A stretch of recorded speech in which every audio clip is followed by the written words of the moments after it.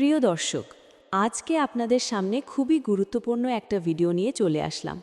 সবাই ভিডিওটি বেশি বেশি শেয়ার করবেন। ঘুম যারা নতুন তারা আমার এই পেজটিকে ফলো দিয়ে পাশে থাকবেন। তো ভিডিও বিষয়টি হচ্ছে বন্টননামা দলিল ছাড়া নামজারি করলে সেই নামজারি টিকবে কিনা।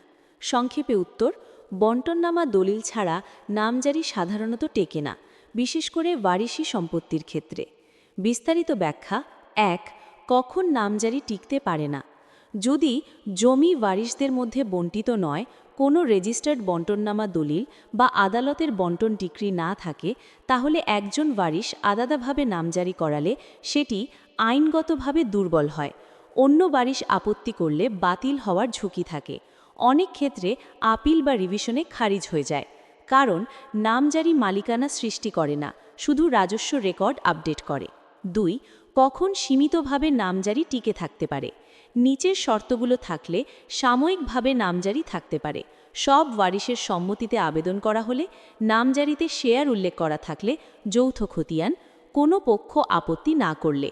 কিন্তু পরবর্তীতে কেউ বন্টন মামলা করলে বা আপত্তি তুললে এই নামজারি নিরাপদ নয়। ৩. নিরাপদ ও স্থায়ী সমাধান কি? ১. রেজিস্টার্ড বন্টননামা দলিল করে তারপর নামজারি, অথবা আদালতের মাধ্যমে বন্টন ডিক্রি নিয়ে নামজারি। এতে নামজারি মজবুত ও প্রশ্নাতীত হয়। সার কথা। ১. বন্টননামা ছাড়া আলাদা নামজারি ঝুঁকিপূর্ণ। ২. স্থায়ী মালিকানা নিশ্চিতে বন্টননামা বা আদালতের ডিক্রি অপরিহার্য।